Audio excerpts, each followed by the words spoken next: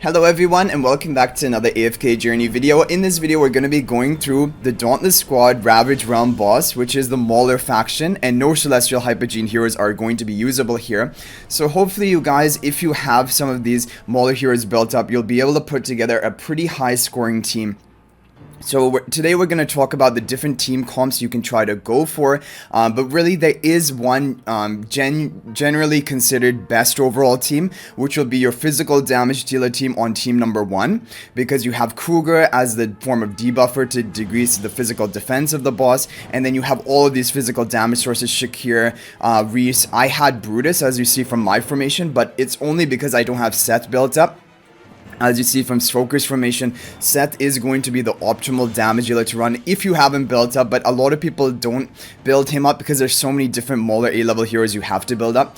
But yeah, that is something to mention. And then MIKOLA worked even at one copy. We have one copy, Epic MIKOLA, putting in the work in my team, and this was actually the first attempt I did of this team, but I think we did manage to get pretty lucky with the overall output of our damage. So that is going to be your first physical team. For the second team, you're going to have a magic damage dealer team, so we've opted for the Crescent spell to increase the damage a little bit more. Smokey is going to be here because Smokey deals magical damage, and if we take a look at the damage chart, he didn't get off much in that fight, but he's also mainly there to give the attack and haste buff to your other damage dealers. Both Elsa and Odie are going to be the best magic damage dealer options. They deal a lot of damage, as you can see. From this fight, over around 6.5 billion damage. And if you have Elsa the Supreme Plus, probably it would be even better. I don't even have her there yet. She's only a Supreme for me, but it still works out really well. So this is a really good team you guys can try and run. Cougar wouldn't really need to be highly ascended, but ideally you have Shakir at Mythic Plus, maybe Reese at Mythic Plus if you want to use him.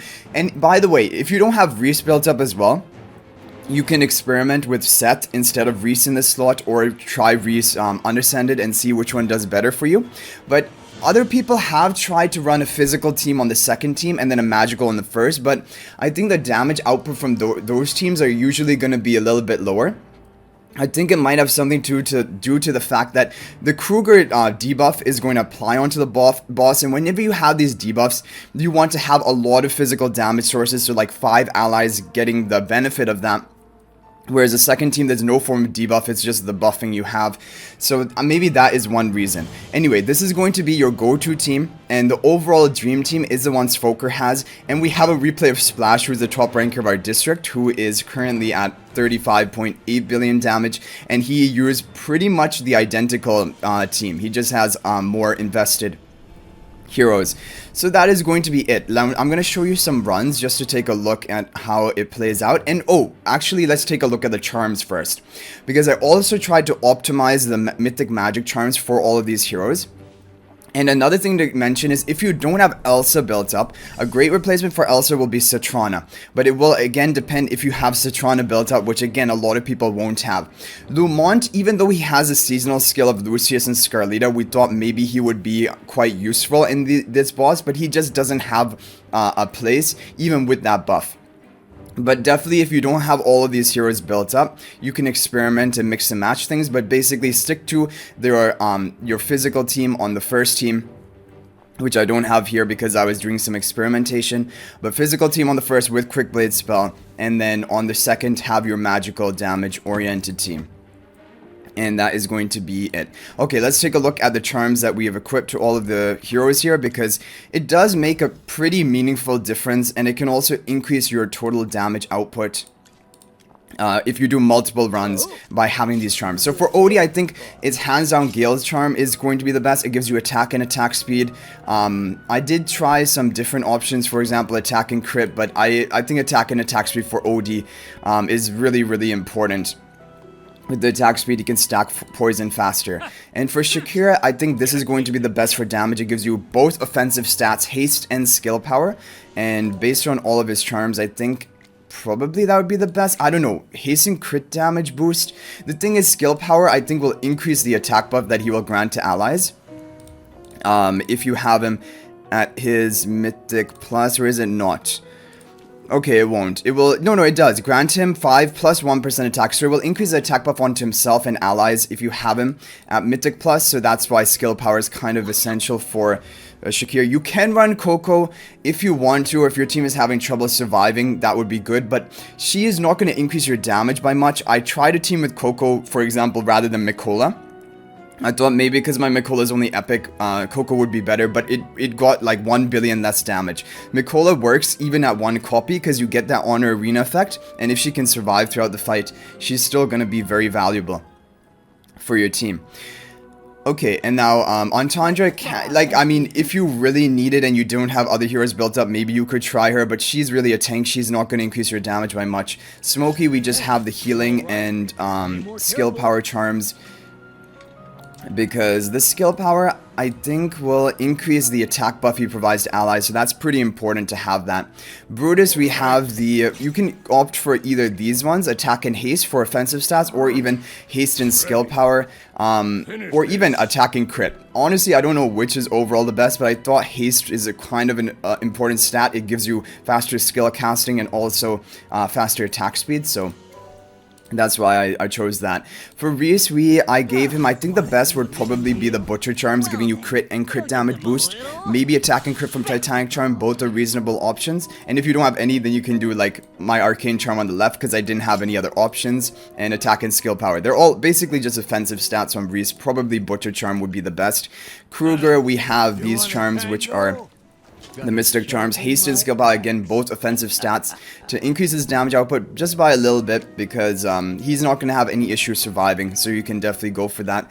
And then also we have the Overloaded. For a lot of mage heroes, you're going to want to go for Overloaded to maximize your damage ceiling, like how high you can reach. Of course, you would need luck, because you would need to land your crits to even get advantage of the crit damage boost. So for consistency, it might not be the best, but for maximum damage output, I think it is the best Overloaded. And that is pretty much it. For Seth, people have recommended, just like Brutus, to run the acute charms, attack and haste, maybe rather than the haste and skill power. Probably attack and haste will be better. And if you're going to run Lumont, I don't think it really will matter, because he won't have high damage output. And for her, Citrana, most likely the Overloaded charm, because she is a magical damage dealer, just kind of like she would be replacing Elsa in the team. And MIKOLA, of course, Arcane Charm is going to be the best. It will increase your damage output by having the attack, and skill power you definitely want to have to increase your attack buff to your allies. HP and skill power, she doesn't have difficulty surviving, so you don't need to do that. Okay, so that is basically the rundown of the charms. Let's go back to the team and take a look at it in action, and then we'll watch Splash's replay as well, because he got 35.8 billion damage and he sent me the replay of that. So we'll just copy Smoker's formation and just change around our heroes. Have the Brutus over here, Quick Blade spell on the first one. On the second one, we're going to have the OD and Elsa with the Crescent spell, and now we're going to take a look at it.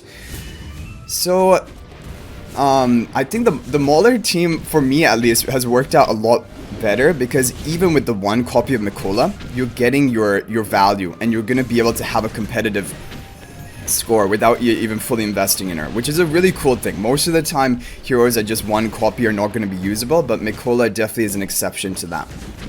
Like, look at the control, the honor arena, giving the attack buff to all of your team, and definitely if you're going to run MIKOLA, and it should probably be in the first team, because you're more likely to control the honor arena, and you're also going to be giving that attack buff to your whole team, and also her Courage Sphere haste buff to more allies than if you have only 3. But that being said, we are running Smokey in the second team, and he gives attack and haste buff, AoE as well. And even though there are only 3 allies in the second team, he still is the best option.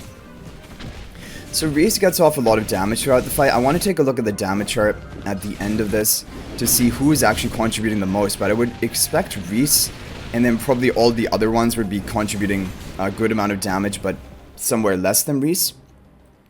Seth also, of course, will contribute a lot. The major issue with this boss for Smokey, and why Smokey can't get off that much damage from like his blue aura, is because he keeps getting interrupted. Like, he keeps getting silenced, as you can see. It still is fine for providing buffs, because you're going to get the attack and haste buff periodically onto your heroes, but for his damage output, it is going to it's going to reduce it a lot, because he's, I don't think, going to get the full duration of his empowered aura cast time.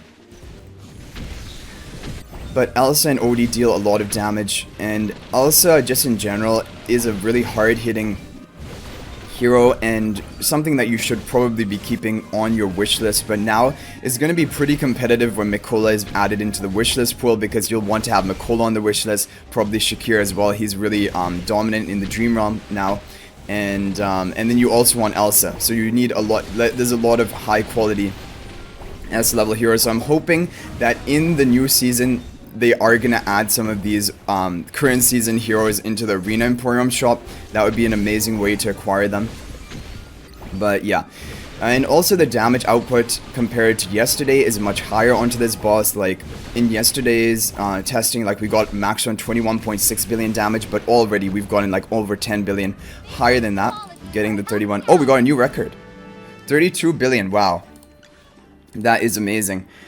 So I'm very impressed with this team. I think these are the optimal mythic magic charms you can try and run. And now we're just going to take a look at Splash's replay, because he got a really high record, the 35.8 billion, and using the set. So we'll just watch the replay and take a look at it.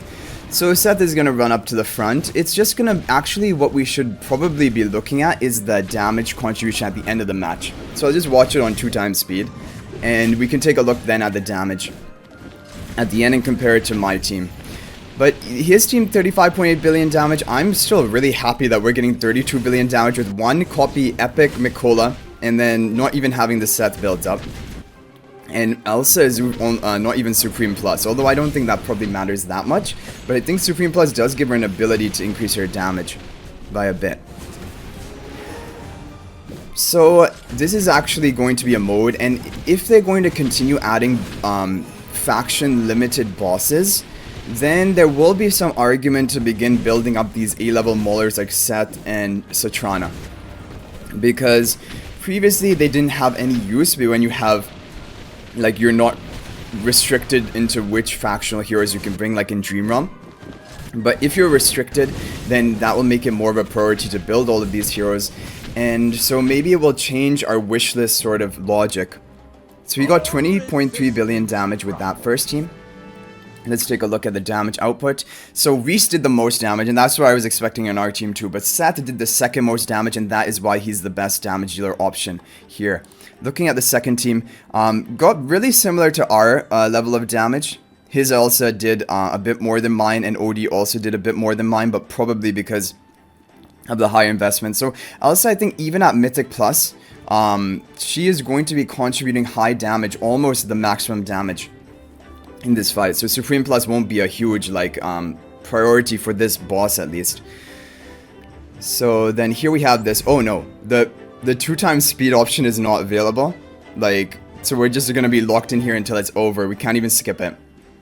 But yeah, so overall, yeah, that is the thing about A-level heroes. So because previously it was only like, okay, just work on your paragons rather than invest in all the different A-level heroes on your account. But because they're most likely going to continue to add bosses like these, for those key heroes like Satrana, Seth, in the yesterday there was not really anyone that important, but Ludovic. Like, for example, I've passed on Ludovic. I've also passed on MIKOLA for right now. I will probably build her up in the future. And I'm just trying to go for Paragons. But maybe it's just better to build up your overall well-built-up account with all these different heroes, because then you're going to do better in these Ravaged realms, which are limited to your factional heroes. So I think that definitely makes a good argument for that. And I think that is something I will definitely be changing for my own wishlist lineup, trying to get like a diverse account full of all the different heroes rather than necessarily going hard for the paragons. Because yeah, I'm definitely expecting more factional bosses like this to be coming out. If we take, and we saw the damage chart. Now let's take a look at my damage chart, and then we can end off the video.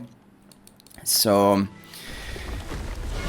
yes, but this was a pleasant surprise that we were able to compete even without having like a really highly developed different Mauler heroes, and Brutus really took the place of Seth pretty well. Yeah, Reese did a lot of damage. Brutus doesn't do that much. That is the major issue.